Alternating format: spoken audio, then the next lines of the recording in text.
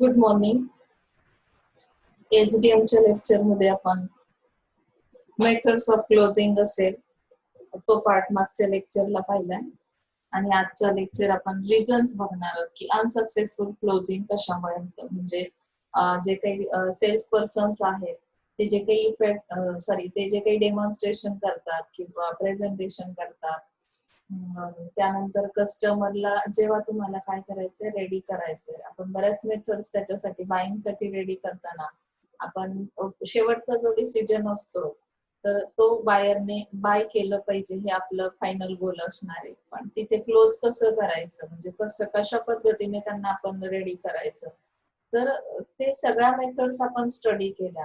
पण तरी सुद्धा कधी कधी आपल्याला त्यामध्ये सक्सेस मिळेलच असं नाही. जैसे कि हम लोग देखते हैं ना, एफर्ट्स तो बहुत लिए सेल्स पर्सन ने, लेकिन फिर भी बाइंग नहीं हो रहा है, तो उसका रीजन क्या है, हम लोग सोचते हैं उसके बारे में. तो यहाँ पे भी उन्होंने कुछ रीजंस दिए. फर्स्ट रीजन है wrong attitude. See this wrong attitude है, मतलब क्या है कि सब सेल्स पर्सन को सक्सेस क्यों नहीं मिल रहा है. तो सक्सेस और फेल्यूर ये किस चीज पे डिपेंड करता है कि सेल्स पर्सन का एटीट्यूड किस तरह का है. एटीट्यूड यानी पॉजिटिव एटीट्यूड अगर है, पॉजिटिव एटीट्यूड से आप क्लोज कर रहे हैं सेल्स को, तो शायद सक्सेसफुली क्लोज हो सकता है selling. And the wrong and negative attitude is more likely to make it unsuccessful. Wrong attitude यानी वो लोग क्या करते हैं, तो हम लोग भी सोचते हैं ना, कभी कभी बहुत बार हमें गुस्सा भी आता है. इतना सब कुछ दिखाने के बाद अगर कोई कस्टमर कहता है कि कुछ अच्छा नहीं लग रहा आपका प्रोडक्ट, तो फिर पेशेंस बहुत जरूरी रहते हैं ऐसे हालात में, क्योंकि हमें किसी भी तरह से सक्सेस चाहिए इस क्लोजिंग की प्रोसेस में. तो पेशेंस अगर नहीं तो आपका रॉन्ग निगेटिव एटीट्यूड दिखता है. आप गुस्सा करते हो या ये आपके चेहरे से, एक्सप्रेशन से कस्टमर को अगर दिखाई दे रहा है तो शायद बुरा भी लग सकता है. तो हमें पेशेंस रखना बहुत जरूरी है. निगेटिव एटीट्यूड नहीं दिखाना है यहाँ पे. द एटीट्यूड और approach of sales person sets the tone of the sales talk. कभी कभी टोन की वजह से भी वो एटीट्यूड दिखाई देता है, निगेटिव एटीट्यूड. हम लोग बहुत रफली हार्डली कुछ वर्ड्स यूज कर रहे हैं तो भी समझ में आता है. टोन में भी, वॉइस में भी अगर आपकी गड़बड़ है, ऊंची आवाज में बात कर रहे हैं, तो भी यहाँ पे निगेटिव एटीट्यूड दिखता है सेल्स पर्सन का. यानी कि इस तरह से क्लोज नहीं करना है, नहीं तो हमें सक्सेस नहीं मिलेगा. Wrong and negative attitude can be worse and even positive remarks और statements of the prospect may be misunderstood and this may easily affect the outcome. तो यहाँ पे पॉजिटिव रिमार्क्स यानी कि आप अगर नहीं भी रेडी हो रहे तो भी मुझे क्लोज करना है, तो हमें क्या करना है, कुछ स्टेटमेंट्स इस तरह के प्रोस्पेक्ट को देने. प्रोस्पेक्ट यहाँ पे कौन है, कस्टमर आपका. तो उसके लिए आपका जो भी स्टेटमेंट है पॉजिटिव आना चाहिए, पॉजिटिव रिमार्क वाला. तो जिसकी वजह से शायद वो 2 दिन के बाद भी रेडी हो सकता है. ऑन द स्पॉट भी नहीं परचेस किया, डिसीजन नहीं लिया, तो भी शायद पॉसिबिलिटीज बढ़ते हैं यहाँ पे. Is that clear. यानी कि अनसक्सेस होने के पीछे पहला रीजन है आपका रॉन्ग एटीट्यूड. सेकेंड थिंग है इनकम्प्लीट प्रिपरेशन और प्रेजेंटेशन. इनकम्प्लीट का मतलब क्या है, प्रिपरेशन नहीं है या प्रेजेंटेशन इनकम्प्लीट है. तो हाफ प्रोसेस मुझे पता है, डेमो में मैं हाफ प्रोसेस तो बिल्कुल सफाई से करती हूँ. आगे की जो प्रोसेस है वो बोलते वक्त भी मुझे कंफ्यूजन है, तो शायद उसमें भी दिक्कत हो सकती है कस्टमर को. Incomplete preparation or presentation can be another factor resulting in unsuccessful close. Some salespeople do not prepare their sales talk or presentation well. हे असं कधी होतं बघा. मी तुम्हाला सांगते, तुम्ही आता TY ला आहात, नेक्स्ट सेमला तुम्ही प्रोजेक्ट बनवणार आहात. प्रोजेक्टचं तुम्हाला प्रिपरेशन प्लस प्रेझेंटेशन या दोन्ही गोष्टी कराव्या लागतात. आता तो प्रोजेक्ट तुम्ही स्वतः तयार केलाय, पण तुम्हाला ऍक्च्युअली जेव्हा क्वेश्चनिंग येईल, एक्सटर्नल एक्झामिनर जेव्हा क्वेश्चन्स विचारतात, तेव्हा मी काय बोलणार आहे याचं मी प्रिपरेशन केलेलं नसतं. प्रिपरेशनची गरज केव्हा पडते, जेव्हा आपल्याला ते अंडरस्टँड झालेलं नसतं. काही मॅटर्स असे असतात की त्यामध्ये तुम्हाला काही तुमचे थॉट्स तुमच्या वर्ड्स मध्ये त्या प्रोजेक्ट रिलेटेड काय करायचे असतात, एक्सप्रेस करायचे असतात आणि नेमकं मी काय बोलणार आहे हेच मला माहिती नसतं आणि मग अचानक क्वेश्चन आला की तेव्हा तुम्ही प्रिपरेशनला माइंड मध्ये सुरुवात करता. मग तो जो काही कम्युनिकेशन मध्ये गॅप येतो, क्वेश्चन येऊन 1-2 मिनिटाचा पिरियड गेलेला आहे आणि त्यानंतर तुम्ही विचार करून बोलायला सुरुवात केली म्हणजे तुम्ही वेल प्रिपेअर नाही आहात, तुम्हाला त्या प्रोजेक्टची माहिती नाही किंवा तो प्रोजेक्ट कॉपी पेस्ट आहे असं आपण काय करू शकतो, इथे गेस करू शकतो. कुठलाही एक्झामिनर असेल तर तो अशाच पद्धतीने गेस करेल. सेम ॲज इट इज इथे काय होतं की इनकम्प्लीट प्रिपरेशन असेल तुमच्या सेल्स पर्सनचं, जो काही प्रोडक्ट तो दाखवणार आहे तर तो प्रेझेंट करताना कस्टमर समोर जेव्हा तो डेमो करेल, प्रेझेंट करेल, इंट्रोडक्शन देईल, त्यावेळी मला नक्की काय बोलायचं आहे हे मला स्टेप बाय स्टेप माहिती असणं गरजेचं आहे. त्याचा विचार, त्याचं प्रिपरेशन मी अगोदरच केलं पाहिजे. अदरवाईज काय होईल की तुम्हाला गडबड होईल किंवा मध्येच तुम्ही थांबाल, मग ते बॅड इम्प्रेशन त्या कस्टमरवर पडेल. त्यामुळे काय होईल की तो बाईंग साठी रेडी होणार नाही. कदाचित यांनाच खूप सारी माहिती नाहीये, म्हणजे हे फेक प्रोडक्ट आहे असं मिसअंडरस्टँडिंग सुद्धा कस्टमरला होऊ शकतं.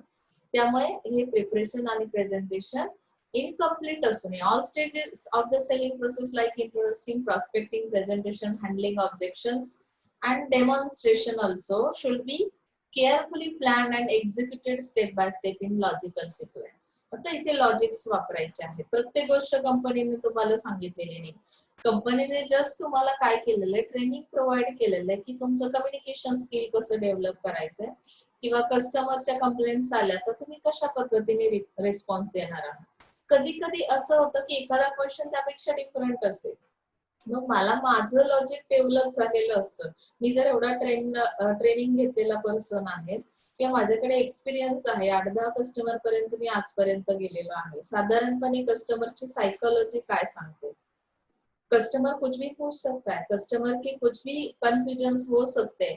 तो इस तरह का अगर क्वेश्चनिंग भी आता है, जब भी मैं क्वेश्चनिंग ऑब्जेक्शंस को हैंडल कर रही हूँ as a sales person, at that time you have to take precautions.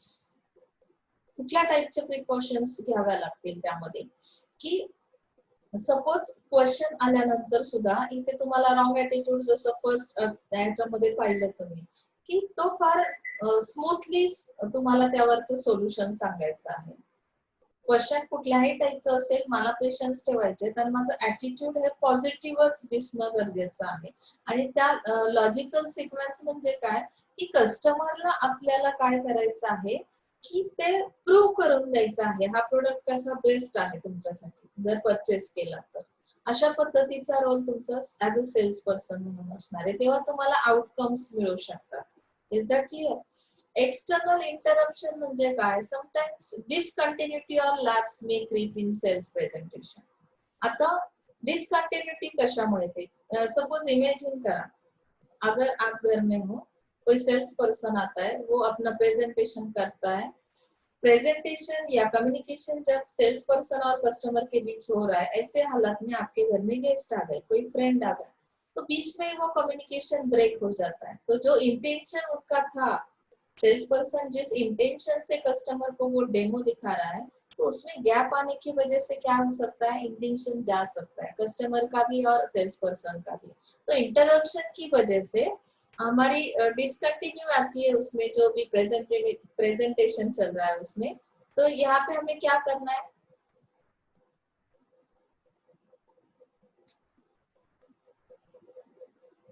the prospect may not be in mood to close the sale immediately and may even ask the salesperson to come some other time. तो यहाँ पे close नहीं हो पाता है आपका cell. क्यों नहीं हो पाता, क्योंकि बीच में कोई अगर गेस्ट आता है, फ्रेंड आते हैं या कोई भी अदर पर्सन आपके घर में आता है, तो कस्टमर ये चाहता है कि अभी हम क्लोज नहीं करने वाले, आप किसी और टाइम पे आ जाओ. अभी हमने पूरा तो सुना नहीं, हम जस्ट सुन ही रहे थे. ऐसे हालात में क्या हुआ कि डिसकंटिन्यू हो गया आपका कम्युनिकेशन. तो हमें इस तरह से भी ये भी एक रीजन है कि जिसकी वजह से क्या नहीं हो पाता, सक्सेसफुल क्लोजिंग नहीं हो पाता. नेक्स्ट दिया है मिस इंटरप्रिटिंग द प्रोस्पेक्ट. अभी मिस इंटरप्रिटेशन मतलब क्या है कि कभी कभी गलत अंडरस्टैंडिंग कर लेता है कस्टमर. मिसइंटरप्रेटिंग मतलब some sales people misunderstand and misinterpret the prospect during the sales talk or presentation. जैसे मैंने पहले से ही आपको बताया कि वेल प्रिपेयर होके जाना है एज अ सेल्स पर्सन। जब भी मैं मेरे प्रोडक्ट को इंट्रोड्यूस करूंगी, मेरी कंपनी को इंट्रोड्यूस करूंगी, तो ऐसे हालात में अगर मेरा प्रिपरेशन सही से नहीं है तो मैं ऑन द स्पॉट कुछ ऐसे वर्ड्स यूज कर देती हूँ कि जिसकी वजह से मेरा प्रॉस्पेक्टस जो है यानी मेरा कस्टमर जो है क्या कर लेता है, मिसअंडरस्टँडिंग कर लेता है, चुकीचा अर्थ लावला जातो। ओके, तर त्याचा इम्पॅक्ट पण काय होतो की सक्सेसफुली क्लोज होत नाही, तुमचं जे काही सेलिंग आहे तर त्यामध्ये सक्सेस तुम्हाला मिळत नाही। प्रॉस्पेक्ट में take observations, make observations, make statements और आस्क क्वेश्चंस। अगर आप कंफ्यूज हो तो ऐसे हालात में अगर आपको कुछ क्वेश्चन अगर आता है कस्टमर से तो फिर आंसर देने में भी आपको दिक्कत होती है। किस तरह की दिक्कत आएगी फिर कि उनके जो ऑब्जर्वेशंस है, आप जो भी कुछ दिखा रहे कर रहे या कम्युनिकेशन हो रहा है तो उसके अंदर उनके कुछ अगर क्वेरीज है कस्टमर के तो उसके रिलेटेड क्वेश्चनिंग आता है तो आपको वो भी सॉल्व करना आना चाहिए। पहले से ही आप कंफ्यूज हो गए हो, क्या बोलना है आपको समझ में नहीं आ रहा है, आपके लॉजिक्स उतने डेवलप नहीं है, तो शायद यहाँ पे मिस इंटरप्रिटेशन हो सकता है प्रोस्पेक्ट के माइंड में। So eagerness to close, fifth one, बहुत जल्दी है मुझे। बहुत लोग ऐसे रहते हैं कि जिनके पास पेशेंस नहीं है तो उनको बहुत जल्दी रहती है। जेड से कंपनी ने जो बताया था, मैंने इंट्रोडक्शन दी, प्रोडक्ट का डेमो दिखाया वगैरह वगैरह और लास्ट में डायरेक्टली पूछा कि क्या आप परचेस करोगे। तो ऐसे हालात में क्या होता है कि हम लोग क्या कर रहे हैं, फोर्सली उनको रेडी कर रहे हैं, कस्टमर के ऊपर फोर्स कर रहे हैं, ऐसा लगता है। तो पेशेंस रखना बहुत जरूरी है। प्रेजेंटेशन करने के बाद आपको स्लाइटली क्या करना है कि क्वेश्चनिंग करने हैं, उनके जो एक्सपेक्टेशंस है उसके बारे में जानकारी लेनी है कस्टमर के, और उसके बाद हमें क्या करना है, क्लोज करना है सेल। या तो फिर हमने अगर जल्दी दिखाई कि बहुत जल्दी जल्दी में उनको बताया कि अभी के अभी बताओ या आप ले रहे हो या नहीं ले रहे हो, आपको लेना पड़ेगा, ये है वो है। बहुत बार ऐसा भी होता है। और बहुत अगर जल्दी कर रहे कोई, हम लोग बोल रहे हैं कि वेट करो 2 मिनट में हम कॉल करके पूछ लेते हैं, हमारे घर के बड़े बुजुर्ग जो है उनसे बात करने के बाद में आपको बताती हूँ। आप बोलोगे नहीं नहीं इतना तो टाइम ही नहीं है, आप सोचो और आप ही बोलो। तो ऐसे हालात में फोर्सली होता है वो क्लोजिंग।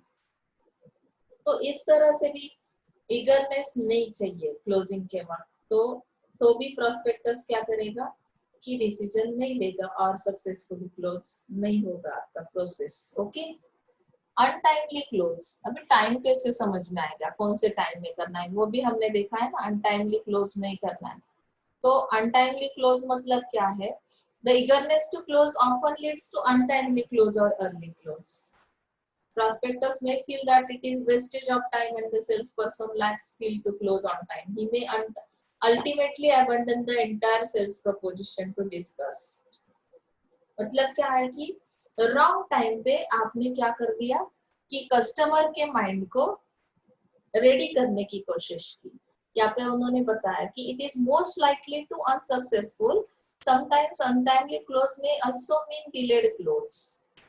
अनटाइमली क्लोज मतलब कभी कभी वो टाइमिंग निकल चुका होता है, आपने सब कुछ दिखाया, इंट्रोड्यूस किया, लेकिन उसी वक्त आपको पूछना चाहिए था, आपने थोड़ा लेट कर दिया। अनटाइम मतलब कभी कभी टाइम हो जाने के बाद आपने बहुत पीरियड बीच में गया, आपने उनको बहुत स्पेस दी तो भी शायद कस्टमर सक्सेसफुली क्लोज नहीं करेगा। ये जो सेलिंग की प्रोसेस है, तो टाइम के हिसाब से आपको कस्टमर को अंडरस्टैंड करना है, कस्टमर के एक्सपेक्टेशंस को जानना है, उनकी जो भी क्वेरीज है उसे सॉल्व करना है, और इन टाइम क्या करना है, क्लोज करना है सेलिंग की प्रोसेस को।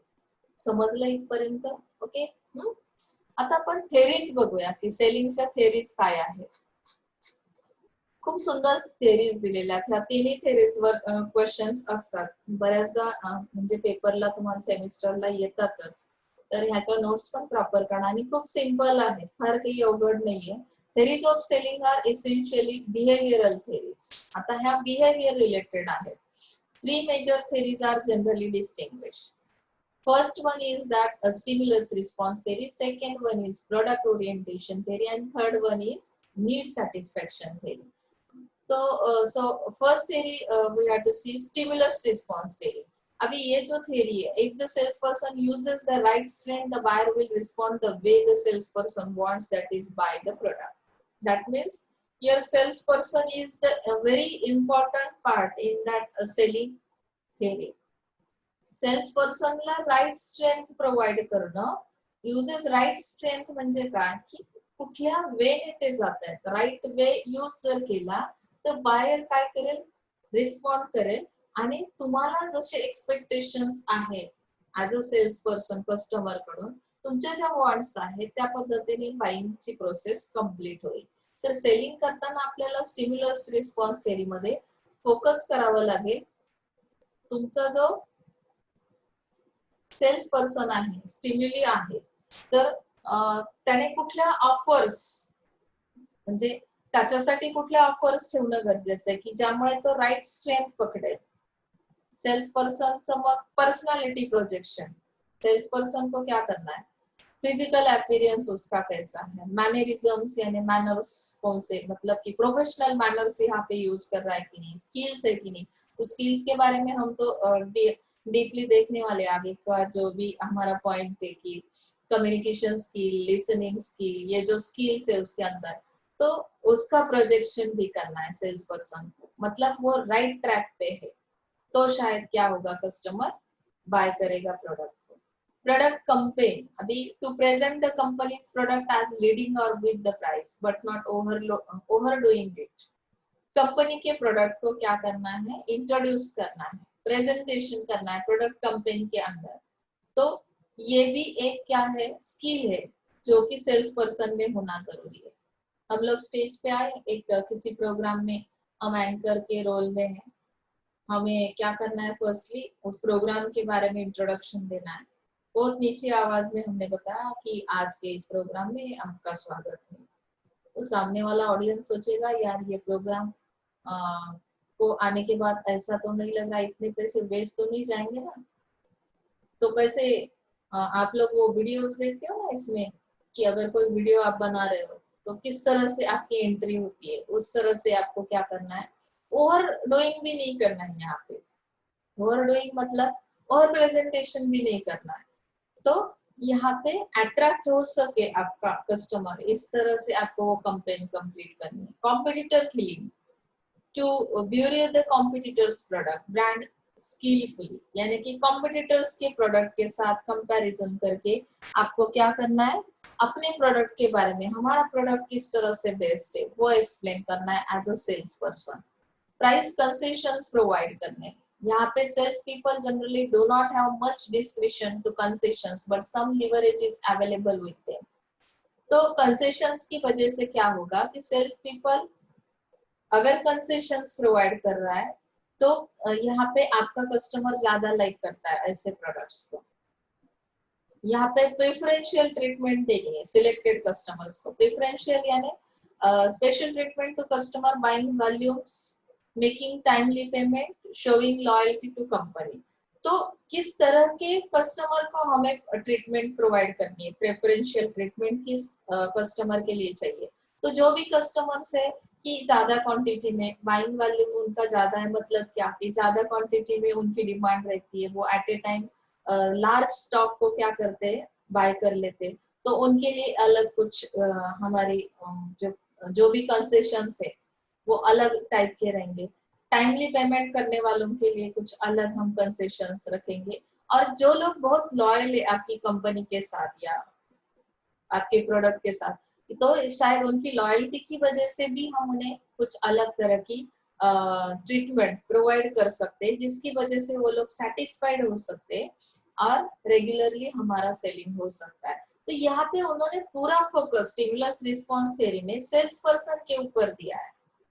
Sales person makes the right presentation, he can get a positive response from the prospect. यानी कि पूरा की पूरा जो भी ये है तो फोकस वो सेल्स पर्सन के ऊपर होने की वजह से यहाँ पे उनका प्रेजेंटेशन किस तरह का है, उसके ऊपर डिपेंड करता है कि आपका प्रोस्पेक्ट किस तरह से रिस्पॉन्स देगा। उनका पॉजिटिव एटीट्यूड है सेल्स पर्सन का तो शायद पॉजिटिव रिस्पॉन्स मिलेगा, अगर उनका रॉन्ग एटीट्यूड रहा तो शायद निगेटिव आपको रिस्पॉन्स मिलेगा।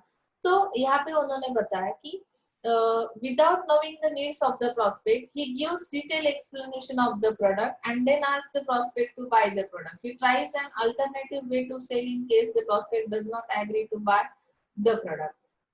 That means यहाँ पे जो सेल्स पर्सन है वो क्या कर रहे हैं कि एक सीरियल उनको पता है कि मुझे कंपनी को इंट्रोड्यूस करना है, प्रोडक्ट को इंट्रोड्यूस करना है, प्रेजेंटेशन करना है, एक्सप्लेन करना है, प्रोडक्ट के डिटेल्स बताने।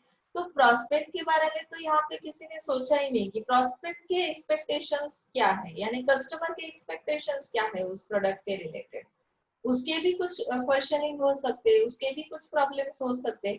तो यहाँ पे ये स्टिमुलस रिस्पॉन्स थ्योरी प्रॉस्पेक्ट के ऊपर बिल्कुल फोकस नहीं कर रही है, उन्होंने ओनली हमारे सेल्स पर्सन के ऊपर फोकस किया है और उनको उसकी वजह से सक्सेस चाहिए सेलिंग प्रोसेस में। तो ये मेथड उतनी सजेस्टिव नहीं है जितनी की होनी चाहिए, मतलब कि यहाँ पे एक पार्ट को पूरा हमने निग्लेक्ट कर दिया, कस्टमर को हमने निग्लेक्ट कर दिया, ओनली सेल्स पर्सन को ध्यान में यहाँ पे रखा है। This method is used by telemarketing people, door-to-door salesperson, and training new salespeople. When the product is non-technical and the time for presentation is short, however, giving the same presentation to all prospect will not be favorable. म्हणजे ह्या presentation साठी तुम्हाला जे प्रॉस्पेक्टर्स आहेत, तुमचे customers आहेत, तर ते सगळेच फेवरेबल असणार नाहीये। त्याचं कारण त्यांनी ड्रॉबॅक मध्ये सांगितलंय बघा, की सेल्स पर्सनचं ह्या जे स्टिम्युलस रिस्पॉन्स थेरी आहे त्याचा मेन ड्रॉबॅक काय आहे। The salesperson does not find out the needs of the prospect by asking him questions and listening. वो कस्टमर का कुछ सुनते ही नहीं है, मतलब कि क्वेश्चंस जो आ रहे हैं उसके बारे में भी हम नहीं सोच रहे सेल्स पर्सन, तो फाइंड आउट नहीं कर पाएंगे कि कस्टमर की नीड्स क्या है। कस्टमर को सुनना भी एक स्किल है, लिसनिंग स्किल, तो वो आपके सेल्स पर्सन के अंदर नहीं। उन्होंने क्या किया, ओनली खुद के बारे में सोचा, खुद को इंट्रोड्यूस करते गए।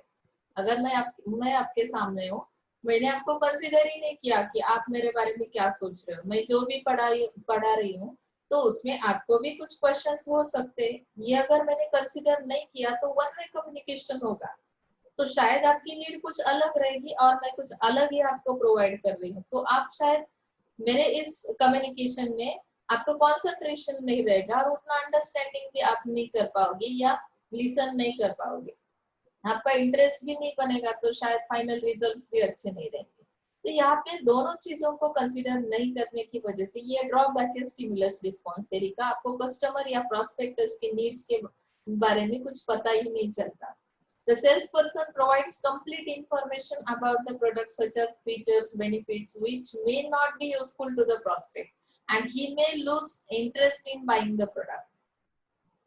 लूज ही होगा यहाँ पे, उनका जो इंटरेस्ट है, कस्टमर को उसकी जरूरत ही नहीं है। प्रोडक्ट्स की इंफॉर्मेशन आप जो भी दे रहे हो, उसके फीचर्स के बारे में बोल रहे हो, बेनिफिट्स के बारे में बोल रहे हो, तो अगर वो प्रॉस्पेक्ट के लिए यूजफुल नहीं है वो इंफॉर्मेशन, तो उसका जो भी इंटरेस्ट है वो बाइंग प्रोसेस में रहेगा ही नहीं। तो उसको जरूरत क्या है कि अगर इस प्रोडक्ट के फीचर्स ये हमने एडवर्टाइज में भी देखा हुआ है, तो यूनिक क्या है उसमें, डिफरेंशिएशन करना, यानी कि कुछ अलग दिखाना, ये आपकी जिम्मेदारी है। या वो क्या एक्सपेक्ट कर रहा है, उसकी नीड पहले क्या है। मैं अगर आपको कुछ इसका कोलगेट का प्रोडक्ट दिखा रही हूँ, उसके बारे में उसके फीचर्स वगैरह वगैरह एक्सप्लेन कर रही हूँ, लेकिन पहले से मेरे पास कुछ और ब्रांड का कोलगेट या टूथपेस्ट है जिसके ऊपर मेरी लॉयल्टी है और मुझे वो बिल्कुल चेंज नहीं करना है, तो ऐसे हालात में मेरा इंटरेस्ट बनेगा ही नहीं ना। तो मैं क्या करूंगी कि उसमें यूनिकनेस क्या है, ये मेरा क्वेश्चन रहेगा। अगर मेरे पास जो भी ब्रांड है, मैं जो कंजप्शन करती हूँ यानी यूज करती हूँ, तो उसमें जो नहीं है, अगर ये फीचर इसमें रहा तो शायद मैं क्या करूंगी, बाइंग करूंगी। तो ये स्टिमुलस रिस्पॉन्स थ्योरी में क्या किया है, निग्लेक्ट किया है कस्टमर की नीड्स को, या उनको लिसन नहीं कर पा रहे आपके सेल्स पर्सन। तो ये रही stimulus response theory. Second thing, आपकी सेलिंग की जो थ्योरी है प्रोडक्ट ओरिएंटेशन थ्योरी, तो एक हर एक इसका थ्योरी का एक अलग ही अंदाज है, अलग ही उसमें जो भी फोकस किया हुआ है, यहाँ पे प्रोडक्ट पे फोकस किया हुआ है। जैसे कि उन्होंने बताया कि सेरी assumes that the buyer is not aware of new technological developments and it is for the sales person to make the buyer aware। मतलब कि जो आपका बायर है वो बिल्कुल अवेयर नहीं है, टेक्नोलॉजिकल डेवलपमेंट जो भी हो रही है, नए नए प्रोडक्ट्स मार्केट में आ रहे हैं, उसको इसके बारे में बिल्कुल अंदाजा नहीं है या अवेयरनेस नहीं है, इंफॉर्मेशन नहीं है। तो सेल्स पर्सन क्या करेंगे कि उनको अवेयरनेस देने का काम करेंगे प्रोडक्ट ओरिएंटेशन थ्योरी के थ्रू। तो यहाँ पे he or she will be able to induce the buyer to buy or use his or her product, and unlike stimulus response theory which should be generally aggressive in style।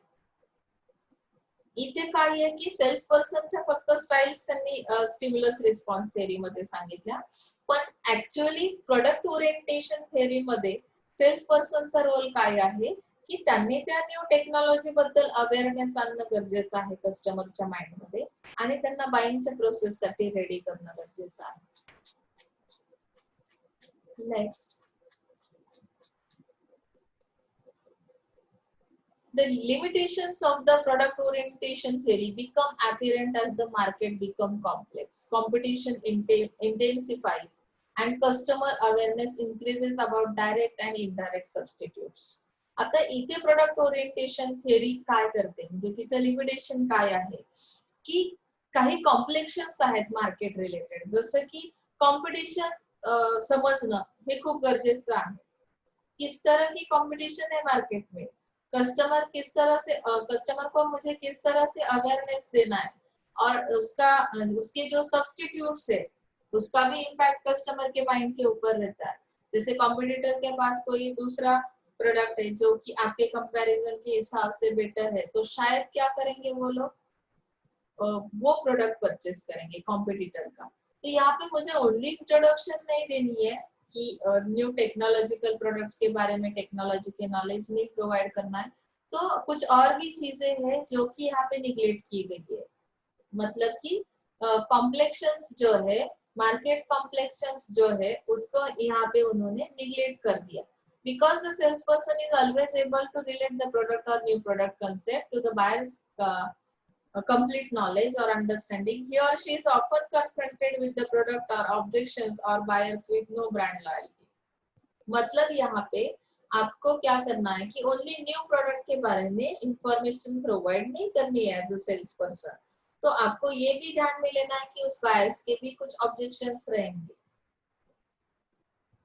बहुत बार हम technology पे trust नहीं करते, technological products, नए products जो है तो उनको हम जट से एक्सेप्ट नहीं करते, अडॉप्ट नहीं कर पाते। क्यों नहीं कर पाते? क्योंकि हमारी लॉयल्टी नहीं है उस ब्रांड के रिलेटेड। क्यों नहीं है? क्योंकि हम सेफ्टी महसूस नहीं कर पाते, वो सेफ है हमारे लिए ऐसा हमें नहीं लगता है। तो इसका भी नॉलेज देना बहुत जरूरी है एज अ सेल्स पर्सन, आपको अवेयरनेस देना है। ये बहुत बढ़िया है, आपका 1 घंटे का काम 1 मिनट में हो जाएगा अगर आप ये प्रोडक्ट यूज करोगे, इसमें न्यू टेक्नोलॉजी ये अगर आप बता रहे हो, तो उसके बाद आपको ये भी बताना जरूरी है कि ये सेफ कितना है, इसकी सेफ्टी कैसी है, क्योंकि ऑब्जेक्शनेबल पॉइंट्स तो बायर्स के माइंड में रहते ही है। Okay, the production orientation centres management of marketing function around mass production of the product itself, continuous cost reduction और product innovation forming the basis of marketing strategy। ये product orientation theory क्या करती है, इसके जो भी सेक्टर्स है यानी इसका जो भी मैनेजमेंट है, मैनेजमेंट का काम क्या है, मास प्रोडक्शन करना। ये प्रोडक्ट के ऊपर क्या कर रहे हैं, फोकस कर रहे हैं, और कंटिन्यूअसली कॉस्ट रिडक्शन कर रहे हैं, प्रोडक्ट इनोवेशन कर रहे हैं। जैसे कि उन्होंने बेस बताया मार्केटिंग स्ट्रेटेजी के हिसाब से वो कस्टमर को कुछ नया देने की कोशिश कर रहे हैं, ओनली अपने प्रोडक्ट के ऊपर क्या है कॉन्सेंट्रेट है। तो ये जो अप्रोच है it is very effective where demand for excess supply. जे डिमांड खूप जास्त आहे त्यावेळी तुम्हाला अशा पद्धतीची मार्केटिंग स्ट्रॅटेजी ठीक आहे, but the techniques employed easily duplicated by competitors. कधी कधी कॉम्पिटिटर्स तुमच्या ह्या स्ट्रॅटेजीज काय करतात त्याचं कॉपी करू शकतात, आणि त्यामुळे तुम्हाला इथे प्रॉब्लेम्स मार्केटमध्ये फेस करावे लागतात। लक्षात येत आहे? म्हणजे तुम्हाला मार्केटिंग स्ट्रॅटेजीनुसार काय करताय, तुम्ही फक्त प्रोडक्टवर फोकस केल्यामुळे बाकीच्या गोष्टी निग्लेक्ट होतात आणि त्यामुळे कॉम्पिटिशन मध्ये टिकणं तुम्हाला कधी कधी अवघड होऊन जातं. समजला? म्हणजे स्टिम्युलस रिस्पॉन्स थेअरी आणि प्रोडक्ट ओरिएंटेशन थेअरी यामधला डिफरन्स तरी समजलाच असेल तुम्हाला. नीड सॅटिस्फॅक्शन थेअरी काय सांगते? What is mean by need satisfaction theory? According to this theory, the selling process is expected lead to mutual satisfaction. That means here buyer and seller both are satisfied. म्हणजे काय की इथे ही जी need satisfaction theory आहे यामध्ये फक्त आणि फक्त बायरचं satisfaction करायचं नाहीये, सेलर आणि बायर दोघंही सॅटिस्फाईड असले पाहिजे. In other words the theory unlike the other two parties theories is based on a win assumptions. जे ही विन विन अप्रोच यामध्ये यूज केलेला आहे. Presentation and explanation skills are visible at this stage of selling. म्हणजे काय की तुम्ही जे काही कराल प्रेझेंटेशन किंवा एक्सप्लेनेशन म्हणजे तुम्ही मार्केटिंग ऍक्टिव्हिटीज ज्या काही सेलिंगच्या ऍक्टिव्हिटीज ज्या काही करणार आहात तिथे त्यामध्ये प्रेझेंटेशन असेल अदरवाइज एक्सप्लेनेशन स्किल असेल ते विजिबल असणार आहे. विजिबल म्हणजे काय की फेस टू फेस इथे तुमचं कम्युनिकेशन होईल. Is that clear? This method is challenging and creative form of selling. Creative का आहे? कारण सगळ्या गोष्टी तुमच्या विजिबल आहेत. इथे तुम्हाला जेव्हा सगळ्या गोष्टी विजिबल असतील, तुमच्या समोरासमोर दिसणार असतील, तेव्हा तुम्हाला इथे क्रिएटिव्ह काहीतरी दाखवावं लागेल. So it is the creative form of selling. Creation, creativity म्हणजे काय हे तुम्हाला माहिती आहे, कारण आपल्या ह्यावर बऱ्याच वेळेस क्लासमध्ये डिस्कशन झालेलं आहे. तुमच्या ज्या क्रिएटिव्ह आयडियाज आहेत जे आतापर्यंत कोणीच दाखवलेलं नाही, असं मी जेव्हा वेगळं काहीतरी देण्याचा प्रयत्न करेन तेव्हा माझ्या बायरचं इंटरेस्ट ऑटोमॅटिक तयार होईल. It is an interactive a sales presentation in which the salesperson starts with understanding the buyer need by asking situational, problem identification, problem impact, solution and confirmation questions. म्हणजे इथे काय केलं जाईल की इंटरॅक्शन ह्या दोघांमध्ये असेल, बायर आणि सेलर नीड सॅटिस्फॅक्शन थेअरी मध्ये. त्यामध्ये जी काही नीड आहे त्याच्याशी रिलेटेड काही क्वेश्चनिंग असतील. म्हणजे एक्झॅक्टली प्रॉब्लेम काय आहे तो आयडेंटिफाय करता आला पाहिजे. मेरा जो भी कस्टमर है, मेरा जो भी बायर है, तो उसकी प्रॉब्लम्स क्या है, एज पर सिचुएशन में क्या करूंगी कि वो आइडेंटिफाई करने की कोशिश करूंगी कि उनके दिमाग में क्या चल रहा है. जब मैं प्रेजेंटेशन कर रही हूँ तो एज अ सेल्स पर्सन मेरा ये रोल है, मेरी ये रिस्पॉन्सिबिलिटी है कि नीड फाइंड आउट करना एज पर सिचुएशन, प्रॉब्लम का इम्पैक्ट क्या हो रहा है, उसके ऊपर सॉल्यूशंस क्या है, और कंफर्मेशन मुझे लेनी है क्वेश्चंस रिलेटेड. उसके बाद मुझे अंडरस्टैंड हो सकती है नीड्स और उनके प्रॉब्लम्स. तो फिर मुझे सेटिस्फाई किस तरह से करना है वो भी हम देखते हैं. The salesperson gives a written proposal to show how a product or service can solve buyer's problem and better than a competitor. This is done in the following ways. अभी ये नीड सेटिस्फेक्शन थ्योरी तो बहुत बढ़िया है. जो भी हमने पहले दो थ्योरीज स्टडी किए, उसके अलावा इसमें क्या है कि रिटर्न प्रपोजल है, इसमें प्रूफ है आपके हाथ में. कंपनी या सेल्स पीपल कंपनी के थ्रू क्या करने वाले कि रिटर्न प्रपोजल्स दिखा देने वाले, शो करने वाले उसका कि आपकी जो सर्विस है, आपके जो प्रोडक्ट्स है वो बायर के लिए कितने बेनिफिशियल है as compared to your competitors. और ये हम सब प्रपोजल किस तरह से शो करेंगे, रिटर्न प्रपोजल. तो हम उसमें जो भी कैरेक्टरिस्टिक है प्रोडक्ट के या सर्विस के अंदर, तो उसके फीचर्स दिखाएंगे. जैसे कि एडवांटेज हम लोग बोलते हैं ना, sales person describes how the features can help और give advantage to the prospect. Second one benefit, salesman describe how the feature or advantage make the details clear that they expressed by the prospect. जो भी कुछ हमने features सीखा है, जो भी presentation के दौरान हमने एक्सप्लेन किया, कम्युनिकेट किया, हमारा इंटरेक्शन हुआ, उसके बाद हमें क्या बताना है कि उसके एडवांटेज बताने हैं कि प्रोस्पेक्ट के लिए इसका क्या मेन एडवांटेज है. प्रोस्पेक्टस यानी कौन, आपका कस्टमर. उसके बेनिफिट्स क्या है, किस तरह से ये आपको बेनिफिट्स प्रोवाइड करेगा. This method is mostly accepted by the prospects as it focuses on customers unlike stimulus response theory. Stimulus response theory पे क्या किया उन्होंने, ओनली सेल्स पीपल्स पे फोकस किया, उनकी पर्सनालिटी किस तरह की होनी चाहिए, किस तरह से उन्होंने एक्सप्रेस करना है खुद को, खुद की कंपनी को। लेकिन ये नीड सेटिस्फेक्शन थ्योरी क्या कर रही है कि प्रोस्पेक्टस के बारे में, उनकी नीड्स के बारे में, उनकी प्रॉब्लम्स को आइडेंटिफाई करती है और उसके बाद हम लोग क्या करेंगे कि हमारा जो भी प्रपोजल है, रिटर्न प्रपोजल, उसके अंदर हमें क्या करना है कि कस्टमर की लॉयल्टी लेनी है, यानी कि कस्टमर को ट्रस्ट करना जरूरी है आपके प्रोडक्ट के ऊपर। तो इसके लिए हमने कुछ फीचर्स दिखाए उस प्रोडक्ट के रिलेटेड, एडवांटेज बताया, बेनिफिट्स बताए और फिर हमने क्या कर दिया, उस प्रोडक्ट को सेल कर दिया। दैट मीन्स यहाँ पे हमने बायर और सेलर दोनों को फुलफिल करने की कोशिश की है, सेटिस्फाई करने की कोशिश की है। Okay, now see the selling skills. First one is the communication skill.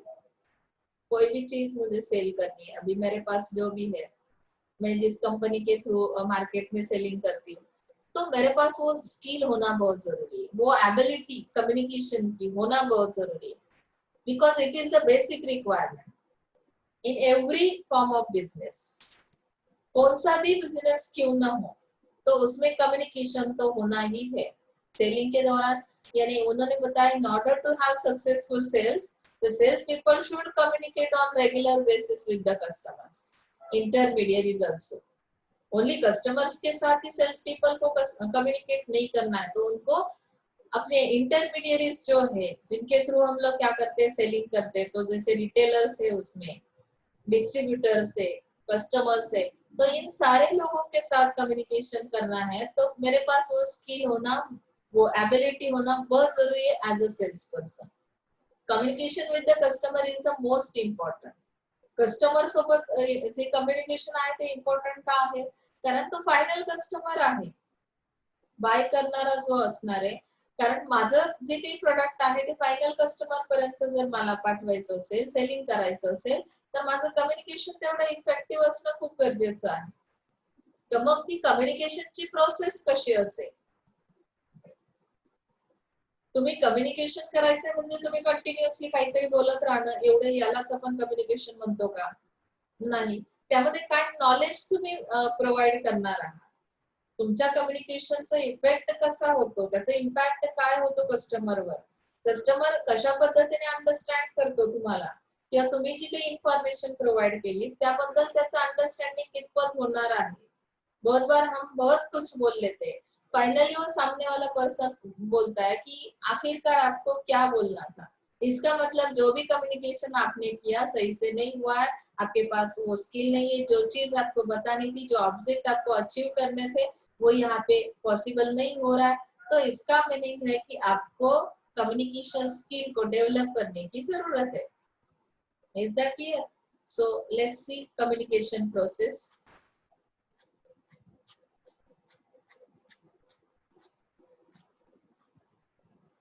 Communication process को स्टार्ट करते वक्त हमें टेक्निकल लैंग्वेज भी यूज करनी पड़ती है। बहुत बार हम कुछ टेक्निकल चीजें भी कम्युनिकेट कर लेते, तो उस टेक्निकल लैंग्वेज के बारे में हमें जानकारी होना भी बहुत जरूरी है। उसमें उन्होंने बताया कि communication process begins with the objective of achieving sales, यानी कि आपके जो भी ऑब्जेक्टिव है उससे वो स्टार्ट करना है। जैसे कि हम लोग बहुत बार बोलते हैं कि सामने वाले से बात करनी, फर्स्ट टाइम हम लोग मीटिंग कर रहे हैं, तो कहाँ से स्टार्ट करूं, ये हमारा पहला क्वेश्चन मार्क रहता है। कि किसी के घर भी गए ना, तो भी हमें बहुत बार समझ में नहीं आता है कि कहाँ से कम्युनिकेशन स्टार्ट करें। तो इन्होंने सेलिंग के प्रोसेस में बताया कि कम्युनिकेशन को स्टार्ट करते वक्त आपकी जो ऑब्जेक्टिव है, जो आपको अचीव करने है सेल्स ऑब्जेक्टिव, तो उसके बारे में आपको बात करना बहुत जरूरी है। ना कि हमें ये पूछना है कि आज का एनवायरनमेंट कैसा रहा, आज आपका हालचाल कैसा था, क्या खाया आपने खाने में, इसमें बहुत हमारा इंटरेस्ट रहता है। आपकी पर्सनालिटी किस तरह की है उसके ऊपर डिपेंड करता है।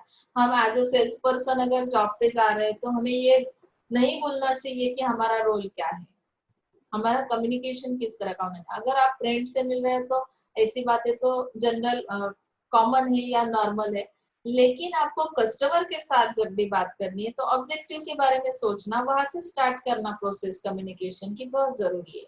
सो कम्युनिकेशन की चेक लिस्ट उन्होंने बताई है कि आप खुद के लिए कुछ क्वेश्चनरी बनाओ, जिसके थ्रू आपको समझ में आएगा कि मेरा कम्युनिकेशन जो है वो राइट ट्रैक से चल रहा है कि नहीं चल रहा है। आप सेल्स पर्सन हो ना, तो किसी और को पूछने की बजाय हम लोग खुद के लिए एक क्वेश्चनरी बना लेते हैं कि जिसके आंसर मिलने के बाद हमें पता चलेगा कि शायद मैं राइट ट्रैक पे हूँ। ओके ना? So let's see first question, do I agree or disagree with what others say? Agree होना या ना होना, with what others say means who is others, customer is the others, यानी कि another persons जिनके साथ हम कम्युनिकेट करने वाले हैं। तो मैं बहुत बार एग्री होता हूँ या नहीं होता हूँ, do I agree or disagree with what others से, जो भी कस्टमर बोलेगा उसके साथ मैं एग्री हूँ या डिसएग्री हूँ, इसके बारे में मुझे सोचना पड़ेगा। फिर सेकेंड क्वेश्चन आता है, is any of my behaviour will अनॉय people, मतलब यहाँ पे आपका कोई भी बिहेवियर ऐसा आहे की जिसकी वजह से कस्टमर को दिक्कत है, त्रास होतो कस्टमरला कधी कधी। बघा काही लोकांचा आवाज, काही लोकांची जी बोलण्याची पद्धत असते, तर एक दोन सेंटेन्स ऐकल्यानंतरच असं वाटतं की बस पुरे, पुढे नको आता। मग हे असं कशामुळे होत असेल, काय रिझन असेल? तुमच्या बिहेवियरचा पीपल्सला त्रास होणं म्हणजे नक्की काय आहे? बोलताना तुम्ही खूप हलताय, मागे पुढे होताय, काहीतरी ऍक्शन्स अशा आहेत की ज्या इरिटेट करतात समोरच्या पर्सनला, त्यामुळे कम्युनिकेशन तुमचं नक्की काय होतंय याच्याकडे त्या समोरच्या पर्सनचं लक्षच राहणार नाही। मतलब ये अनॉय जो हो रहा है आपकी बिहेवियर की वजह से, तो आपके बिहेवियर के अंदर ऐसा क्या है, कौन सी चीजें आपके गेस्टर्स, पोस्चर्स या कम्युनिकेशन में जो भी आप लैंग्वेज यूज कर रहे हो, वर्ड्स यूज कर रहे हो, जो भी स्टेटमेंट्स दे रहे हो इंट्रोडक्शन के वक्त या प्रेजेंटेशन के वक्त, तो उसमें ऐसी कौन सा प्रॉब्लम है जो निगेटिव एटीट्यूड है या निगेटिव बिहेवियर है जिसकी वजह से पीपल्स को क्या है, तकलीफ है, तो वो हमें चेक करना पड़ेगा। Do I find it difficult to start a conversation? तो मुझे बहुत प्रॉब्लम्स होते हैं कन्वर्सेशन के दौरान, जब भी मैं स्टार्ट करती हूँ ना, स्टार्ट करते वक्त बहुत बार लोग हेलो हेलो हेलो हेलो करते जाते हैं। अरे आगे का बोल, ऐसा ऑडियंस भी कभी कभी पीछे से बोलता है। तो स्टार्ट कन्वर्सेशन स्टार्ट करते वक्त ही प्रॉब्लम रहती है, बाकी एक बार गाड़ी स्टार्ट हो गई तो उसके बीच कोई नहीं आ सकता। लेकिन फिर भी कन्वर्सेशन स्टार्ट करते वक्त अगर आपको दिक्कत है तो शायद सामने वाला जो है फर्स्ट इंप्रेशन हमारा बेकार रहा, तो भी कस्टमर मिसअंडरस्टैंडिंग कर सकता है आपके बारे में। Am I conscious about the language? मैं लैंग्वेज के बारे में कॉन्शियस हूँ, मैं कुछ भी बोलती हूँ, कुछ भी वर्ड्स, अभी मैं हिंदी बोल रही हूँ तो हिंदी में तो इतना अगर नॉलेज नहीं तो थोड़ा कम यूज करो, जितना आपको समझने की जरूरत है या समझाने की जरूरत है उतना ही मैं यूज करूंगी। अगर मैं उससे भी ज्यादा कुछ हाई वर्ड्स जो मुझे इतने ज्यादा पता नहीं है तो मैं यूज ही नहीं करूंगी ना। कॉन्शियसनेस असणं म्हणजे काय की काही शब्दांचे अर्थ हे दोन निघतात, मराठी भाषा तर तशीच आहे, त्या टोन वरून सुद्धा तुम्हाला त्याचं जे काही हे आहे मीनिंग आहे ते बदलतं बघा। समजतंय का असं मी विचारणं, समजत नाही का असं विचारणं, काय फरक वाटतो की लँग्वेज वर मी किती कॉन्शियस आहे, मला काय करायचंय की माझ्या समोर जो पीपल्स आहे, जे कस्टमर्स आहे, त्यांचं कॉन्सन्ट्रेशन, त्यांना अवेअरनेस देण्याचं काम करायचंय, तर अशा वेळी माझी लँग्वेज कशी असली पाहिजे? खूप हार्ड लँग्वेज असेल, फार अडकत अडकत बोलत असाल, मध्ये ब्रेक ब्रेक ब्रेक येत असतील, लवकर पुढचा वर्ड सुचत नसेल, तरी सुद्धा तुमच्याकडे नॉलेज नाही असा समोरचा माणूस लगेच झटकन ओळखतो। म्हणून इथे कॉन्शियसनेस बघायचं, म्हणजे कम्युनिकेशन प्रॉपर होतंय का, कारण लँग्वेज शिवाय तर कम्युनिकेशन होणार नाही, कुठली तरी एक लँग्वेज परफेक्ट येणं फार गरजेचं आहे कम्युनिकेशन करताना। तुम्ही म्हणाल कुठली मॅडम, मग कुठलीही चालेल पण ती समोरच्याला अवगत असली पाहिजे, त्याला समजली पाहिजे, एवढं तरच कम्युनिकेशन होणार आहे। वन वे कम्युनिकेशन नाही करायचंय आपल्याला, आपल्याला यातून आउटकम्स मिळणं गरजेचं आहे. आपल्याला सेलिंगच्या प्रोसेस बघतोय आणि सेलिंगच्या प्रोसेस मध्ये स्किल्स बघतोय आपण की कुठले स्किल्स आपल्यामध्ये असले पाहिजे सेल करताना. So do I respect other people's time and interest?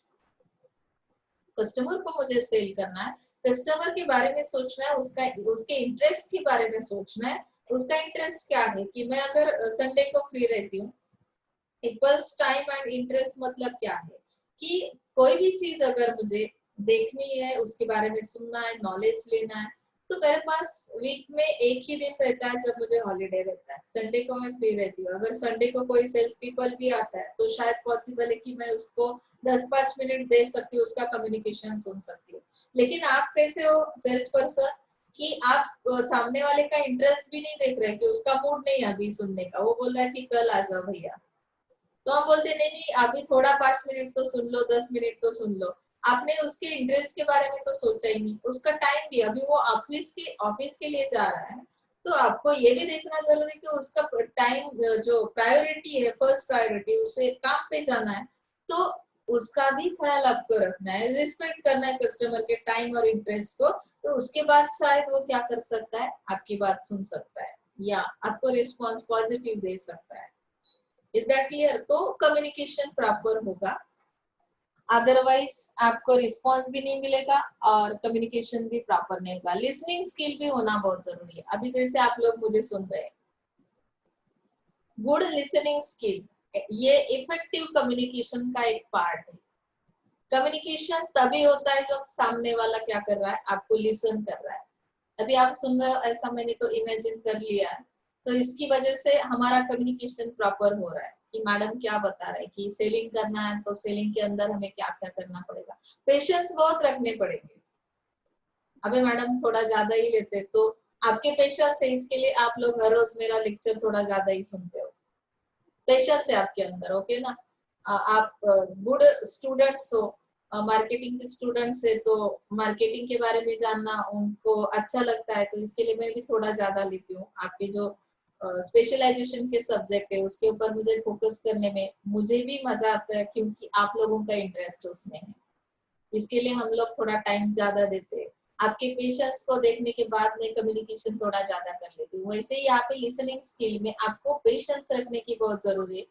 और उन्होंने बताया it is found that people often mix sequence and content of communication where care needs to be taken, listening process to be followed as under. तो listening करना ये अगर एक skill है, patience रखना भी उसमें उसके अंदर आता है. तो उन्होंने बताया कि ये जो लिसनिंग की भी प्रोसेस है उसके लिए भी उन्होंने कुछ स्टेप्स दिए प्रोसेस के अंदर. फर्स्ट है attention. This is the first step in which the customer initiates to react to sales person talk after offer, presentation, etc. And the salesperson makes a note of it or pays attention it. इस चीज पे ध्यान देना है कि customer को awareness आने के लिए उनका अटेंशन लाना बहुत जरूरी है.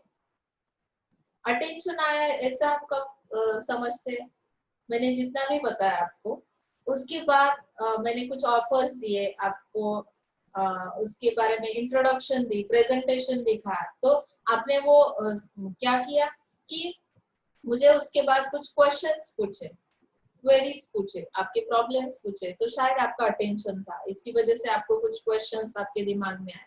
ओके ना. अगर आपका अटेंशन नहीं रहता है, मैंने अभी इतना पढ़ा है आपको सेलिंग स्किल्स वगैरह, आपको जितना भी पढ़ा है उसके बाद एक क्वेश्चन पूछा, तो बहुत बार लोग इधर उधर देखते हैं. क्यों? क्योंकि आपने सुना ही नहीं, लिसनिंग स्किल आपके अंदर नहीं है. तो आपका अटेंशन नहीं रहेगा, अटेंशन नहीं रहेगा तो कुछ क्वेश्चन ही नहीं आएगा, क्वेश्चन के आंसर भी नहीं आएंगे. उसके बाद आपका लिसनिंग स्किल में प्रोसेस में आता है इंटरप्रिटेशन करना.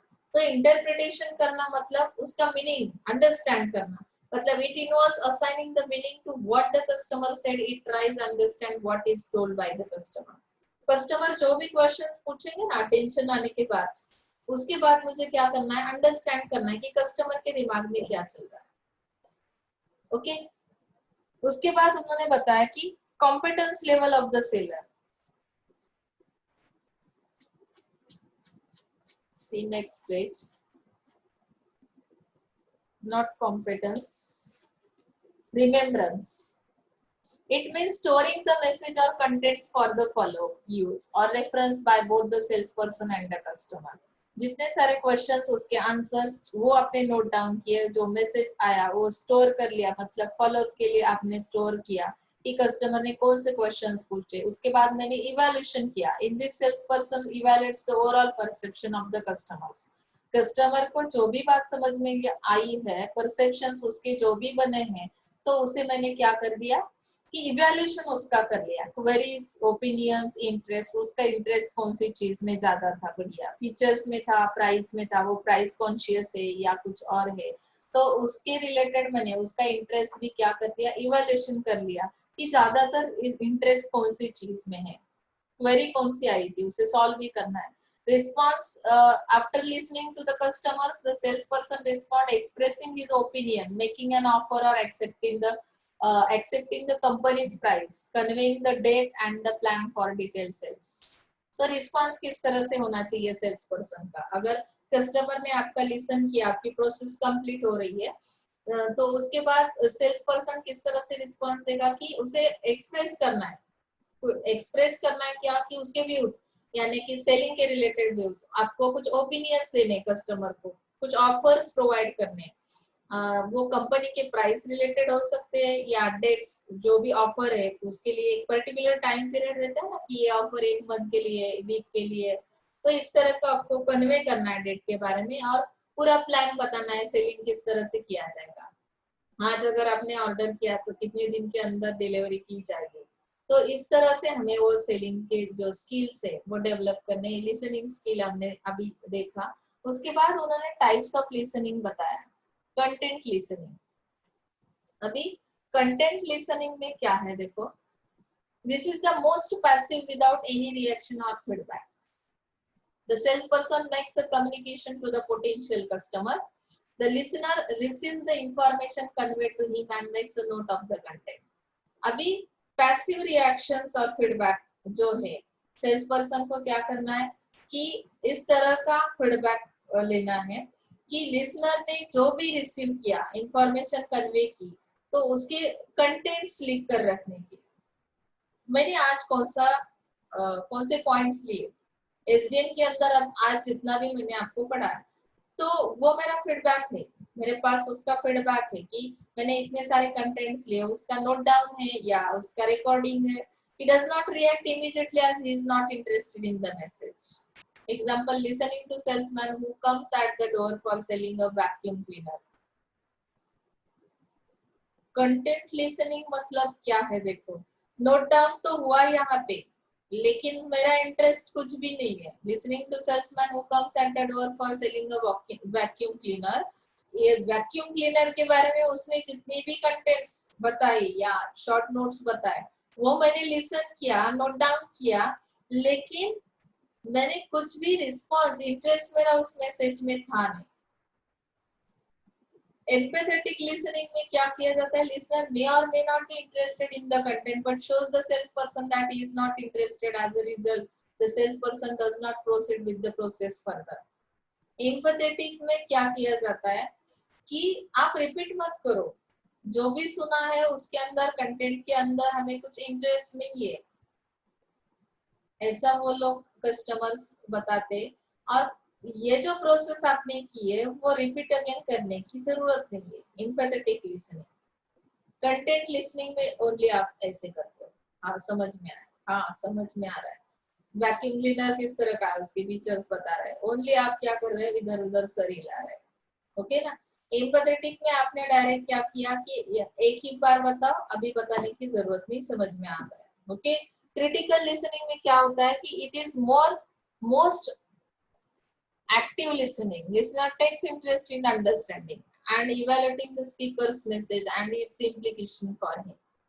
म्हणजे काय की इथे लिसनर जो आहे तो ऍक्टिव्ह असणार आहे। कस्टमर काय करेल, तो मेसेज अंडरस्टँड करेल, इव्हॅल्युएशन करेल। तो स्पीकर म्हणजे कोण, सेल्स पर्सन ने जे काही तुम्हाला इन्फॉर्मेशन दिली तो अंडरस्टँड करून त्याचं इव्हॅल्युएशन करेल आणि त्यानंतर काय करेल की इथे इंटरॅक्शन दोन्ही पार्टीज मध्ये होईल, म्हणजे तुमचं स्पीकर आणि लिसनर, म्हणजे तुमचा सेल्स पर्सन आणि customer. Sales presentation for industrial products, customer durables, FMCG products involve critical listening. Critical listening म्हणजे काय की यामध्ये दोघंही इन्वॉल्व असतील आणि दोघांचं इंटरेक्शन होईल म्हणजे इंटरेक्शन के दौरान यहाँ पे दोनों में क्या हो सकता है कम्युनिकेशन हो सकता है लिसनिंग तो हो ही रहा है ट्रस्ट बिल्डिंग स्किल्स मध्ये काय होईल salesperson should develop special skills to build trust between them and customers म्हणजे तुमचं हेही टाइप्स ऑफ लिसनिंग मध्ये काय सांगितलंय की ज्यावेळी तुम्हाला समोरचा लिसन करतो त्यावेळी त्याच्या माइंड मध्ये तुमच्याबद्दल विश्वास तयार करणं टू बिल्ड अ ट्रस्ट अशा पद्धतीचं कम्युनिकेशन तुम्हाला करावं लागेल तेव्हा ती लिसनिंगची प्रोसेस कशी होईल बेनिफिशियल असेल कारण की त्यामध्ये तुम्ही ट्रस्ट तयार केला development of trust between buyer and seller mostly depends on the following factors आता ट्रस्ट कसा येतो बायर आणि सेलर मध्ये ट्रस्ट बिल्डिंग स्किल्स जे आहेत ते कुठल्या फॅक्टर्स वर डिपेंड करतात बघा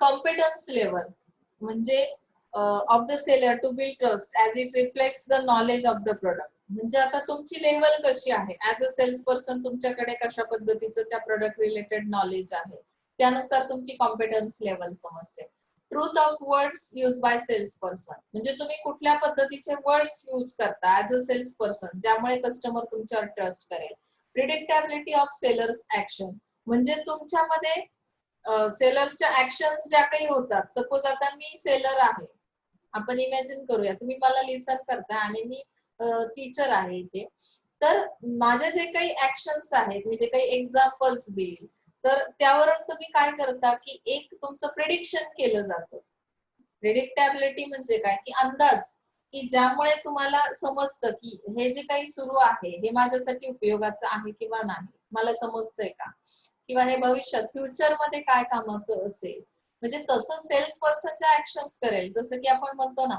सुरुवात करतानाच गडबडला बोलताना कम्युनिकेशन स्किल मध्ये आपण पाहिलं कन्वर्सेशन स्टार्ट करते वक्त क्या हुआ कि आपको 2 मिनट लग गए सोचते सोचते कहाँ से स्टार्ट करूं तो इस बीच क्या हुआ कि लिसनर जो है उसने प्रिडिक्शन लगा लिया कि इसके पास बहुत ज्यादा नॉलेज नहीं है ना ट्रस्ट बिल्ड नहीं कर पाएंगे आप लोग तो इसके लिए predictability of sellers action mutual common sense between the parties अभी कॉमननेस क्या है कॉमन सेंस सॉरी कॉमननेस है mutual commonness between the parties mutual understanding का होना बहुत जरूरी है टेक्निकल प्रॉब्लम की वजह से अगर मेरा बीच में वीडियो क्या हो जाता है गायब हो जाता है तो फिर आपको ये सोचना बहुत जरूरी है कि शायद हम लोग जिस तरह से इंटरनेट को फेस कर रहे हैं उस तरह से मैडम को भी प्रॉब्लम हो सकती है हमारे अंदर क्या है कि म्यूचुअल कॉमननेस है तो इसकी वजह से म्यूचुअल अंडरस्टैंडिंग है तो हमारा कम्युनिकेशन और लिसनिंग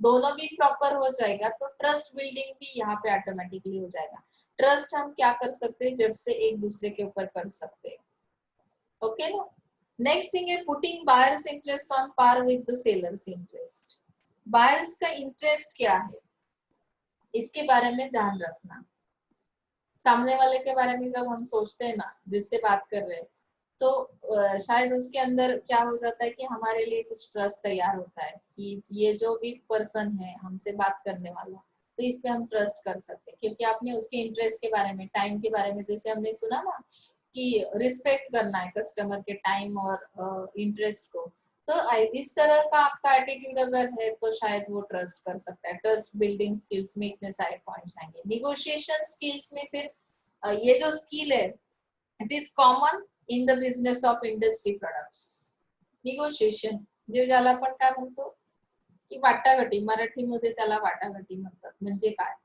तर निगोशिएशन हे ग्लोबल लेवलला किंवा नॅशनल लेवलला सुद्धा केलं जातं during negotiation of business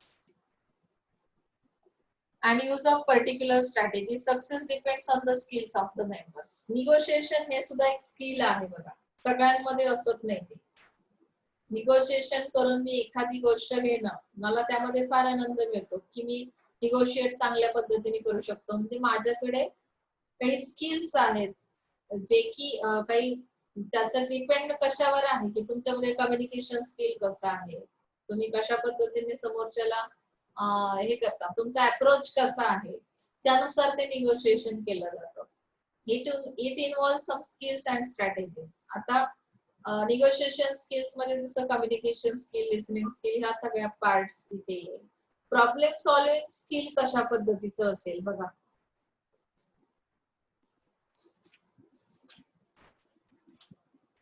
I think मला वाटतं आपण प्रॉब्लेम सॉल्विंग स्किल पुढच्या लेक्चरला घेऊया, कारण खूप जास्त स्किल्स जर एकदमच आपले झाले तर सगळं डोक्यावरून जाण्याची शक्यता आहे. सो आपण आज इथे थांबूया. तुम्हाला आजचं लेक्चर समजलंच असेल, खूप साधा आणि सिंपल होता.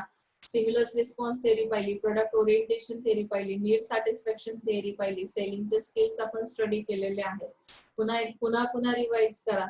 मी तुम्हाला जे काही सर्व्हिस मार्केटिंग आणि हे आहे लॉजिस्टिक, त्याची लिंक पाठवणारच आहे. गणपती वॅकेशनच्या पूर्वी मी तुम्हाला सगळ्या लिंक्स पाठवेन. तुम्ही वॅकेशन मध्ये सगळ्या नोट्स असाइनमेंट्स कम्प्लीट करायचे आहे, जेवढं आपलं शिकून झालेलं आहे तिथपर्यंत. ओके, सो इथे थांबतोय आपण. Thank you so much.